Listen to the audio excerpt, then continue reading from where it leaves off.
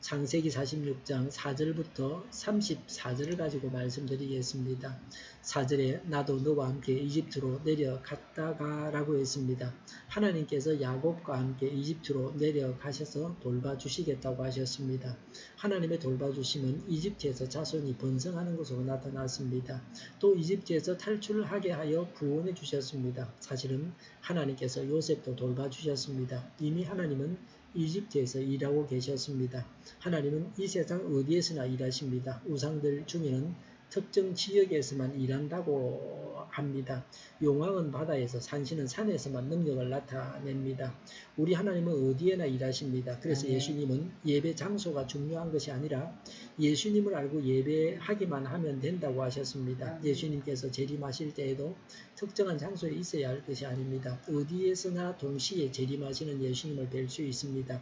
4절에 내가 반드시 너를 거기에서 데리고 나오겠다. 요셉이 너의 눈을 직접 감길 것이다 라고 했습니다. 히브리인들은 자녀들이 지켜보는 가운데 운명하는 것을 잘 죽는 것이라고 여겼습니다. 자녀는 부모의 임종을 지켜보는 것이 효도라고 했습니다. 우리나라 사람들과 같습니다. 야곱이 죽은 후에 가나안 땅에 장사 지낸다고 하는 것입니다. 요셉은 죽어서 가나안 땅에 묻힐 수 없었습니다. 요셉의 아들이 또 이집트 나라의 총리가 된 것은 아니었습니다. 요셉이 총리였기 때문에 아버지 야곱은 가나안 땅에 묻힐 수 있었습니다. 이집트에서 시신을 운구해서 가나안 땅에 묻히는 것은 어려운 일이었습니다. 아들 요셉이 총리였기 때문에 야곱을 그렇게 묻을 수가 있었습니다. 사람이 죽을 때는 아들 덕을 봅니다. 자기보다 어떤 아들을 두었느냐가 관건입니다. 야곱이 가나안 땅에 묻혔다고 하는 것은 이스라엘 백성들이 계속해서 살 곳은 하나님께서 약속하신 땅이라는 것입니다. 이스라엘 백성들은 언젠가는 야곱이 묻힌 가나안 땅에 가서 살게 된다는 마음을 가지게 했습니다. 요셉은 죽으면서 유언을 남겼습니다. 나중에 이집트를 떠날 때에 요셉의 시신을 가지고 가라고 했습니다.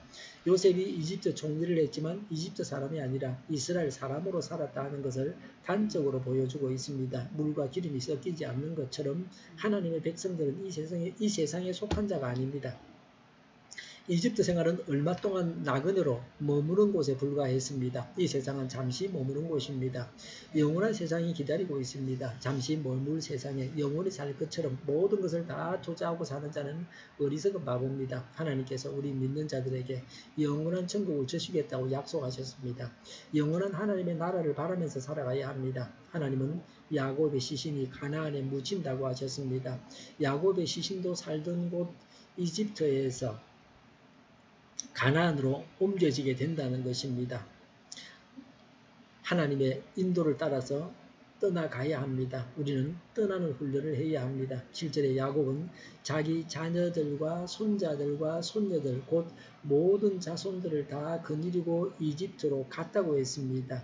야곱의 이집트 생활이 이렇게 시작되었습니다. 야곱이 이집트에서 살게 된 것은 하나님의 뜻대로 되어진 것입니다. 하나님은 요셉을 시작으로 해서 야곱의 가족들이 이집트에서 살게 하셨습니다. 28절에 야곱 일행이 고센 땅에 도착했습니다. 흉년에 굶어 죽지 않고 살 수 있는 길을 하나님께서 허락하셨습니다. 그 길은 가나안을 떠나서 이집트의 고센 땅에 정착하는 것이었습니다. 하나님은 어려움을 피할 길을 주시고 감당하게 하십니다. 고센은 국경지역입니다. 이집트를 탈출하기에 좋은 장소였습니다. 깊숙이 들어가 있지 않고 국경지역에서 머물게 하셨습니다. 하나님의 섭리 가운데서 고센에 정착하게 되었습니다. 28절에 야곱은 유다를 요셉에게 보내어서 야곱이 고센으로 간다고 알렸습니다. 그래서 29절에는 요셉이 야곱을 찾아뵈었습니다. 유다가 여전히 맏아들 노릇을 하고 있었습니다. 한 사람이 중요합니다. 야곱 한 사람이 여러 아내와의 사이에서 69명의 자손을 얻었습니다. 9절부터 25절에 야곱의 아들들과 자손들의 이름이 나옵니다. 26절과 27절에 야곱까지 해서 70명이었습니다. 한 사람을 소홀하게 생각하지 말아야 합니다. 전도하고 양육하는데 한 사람을 중시해야 합니다. 전도하기 위해 기도하는 한 사람이 중요합니다. 힘들지만 양육하는 한 사람이 중요합니다. 요셉은 자신이 섬기는 왕에 대해서 잘 알고 있었습니다. 어떻게 하면 고생에 살 수 있는지를 말해줍니다.